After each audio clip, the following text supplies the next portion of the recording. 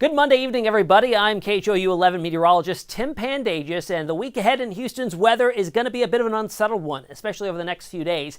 We're looking at a multi-day severe weather outbreak for parts of Texas and north, and that does include our area here in southeastern Texas. The time frame to watch tomorrow afternoon through Wednesday afternoon. Then we get a brief drop in humidity, which will be nice, but it's very, very short-lived. By the time we get towards Easter weekend, we turn hot and we turn humid. Just to give you an update on those pollen levels, still running very high in terms of tree pollen. 6,500 is the oak count today. It's about day 7 in a row now that we've been extremely heavy. And also look what's starting to climb too. Weeds are very high as well. Thinking that maybe some rain on the way will help lower these numbers? Well, right through Wednesday afternoon, models are outputting maybe a half an inch of rain. That would be great if we got a half an inch or more, thanks to the pollen levels and also our drought conditions. But models are having a tough time deciphering this next event, and here's why. It's a dry line that's off to the northwest of us. And what that's doing is dividing two very different air masses. One that's bone dry out of the desert off to the west of this dry line, and one that's warm, humid, and unstable, where our dew points are in the upper 60s to around 70, getting driven in, advected by a southerly wind. Now, as this kind of meanders and sloshes east and west, this will be the focal point for more showers and storms to develop along it. It's kind of acting as a cold front, although it behaves a little bit differently. So let's talk about a dry line and what exactly it is. It's a boundary that, as you saw, separates a moist air mass that's very unstable and a dry air mass that's typically much more stable. So there's a conflict in the air mass convergence, and we get lift. They're common in Texas, New Mexico, Oklahoma, Kansas, and Nebraska. Rare, though, east of the Mississippi. You just don't really have that dry, bone-dry air with the Atlantic getting closer to the Atlantic Ocean. Now, it does serve as a lifting mechanism because that dry air is effective at nosing in under the warm, humid, moist air and forcing it to rise, acting similar to what a cold front does, kind of acting as that wedge, making it a large-scale lift, and then you eventually get some showers and storms that develop along it. So here's the projected forecast of this dry line as it meanders back and forth east and west. We've got that stiff southerly wind that's going to bring in that unstable, humid air, and you can see it retrogrades back west and then starts to move its way, pivoting eastwards again, and then it elongates. It gets a little farther to the north, dips all the way to the south, and becomes the focal point for showers and thunderstorms and a prolonged severe weather outbreak.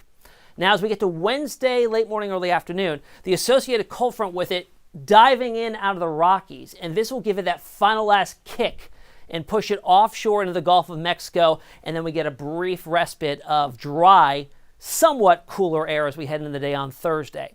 Out there this evening, there's not much going on, a lot of cloud cover. Those clouds may squeeze out some drizzle and mist. To the north is the focus of tonight's severe weather outbreak. In the red is a tornado watch. In the yellow is a severe thunderstorm watch. Up through this evening, you can see several cells already going through there and getting warnings as they do so and they strengthen. That is where SPC says the best risk for severe weather is tonight. Watch what happens tomorrow. It gets elongated as that dry line expands for the north all the way to the south through Austin, Waco, and Dallas. Looks to be the level 3 highest threat for any severe storms in Texas. It does encompass the Houston area with a level 2 threat.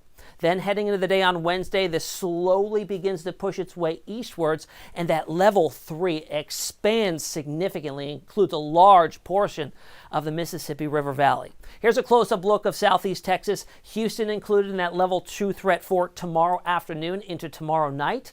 And then we go into Wednesday, and it does lift a little bit off to the north and east. Still does clip our northeastern cities and counties with a level 2. Everybody else still in a level 1 threat during there. So what are the threats we're concerned about? Mostly gusty winds in excess of 60 miles per hour, potentially some large hail. Flooding and tornado threat is not terribly high, but it's also not zero. If we get some of these storms to break the cap, which I'm going to talk about in a second about what that exactly is, we could certainly see much more widespread storms that could bring flooding downpours, especially in those areas that flood quite easily. So here's an updated timeline of when to expect our several rounds of storms Tuesday and Wednesday, mostly in the afternoon and evening hours. So Tuesday afternoon, thunderstorms developing. Some could be strong to severe, depending on when and if we break that cap that'll likely be in place. Overnight, storms early and then things quiet down.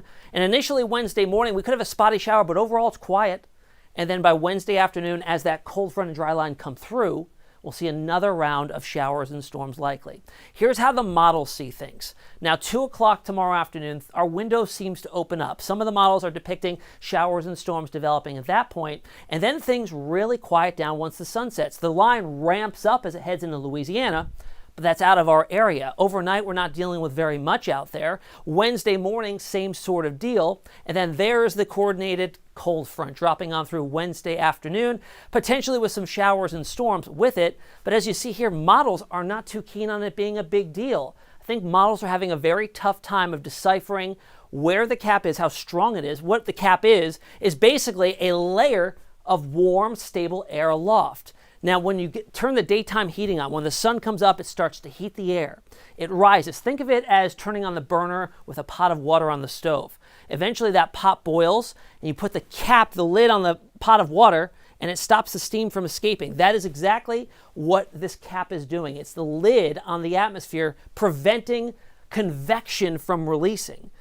The convection is bubbling on up. It's running into this cap, and eventually, if this cap is weak enough, it breaks. And then you see an influx of convection or instability get released as thunderstorms and an outbreak develops. So how strong that cap is tomorrow will be the determining factor on when we see the severe weather and how strong it is. So your 7-day outlook, once we get past Wednesday, really by Wednesday night, things are quieting down significantly. We get that push of drier, cooler air for Thursday. Thursday, 10 out of 10 day, beautiful. Then that front that moves through Wednesday night comes back at us as a warm front, and this weekend will be hot and humid. Temperatures Easter Sunday up to near 90 degrees.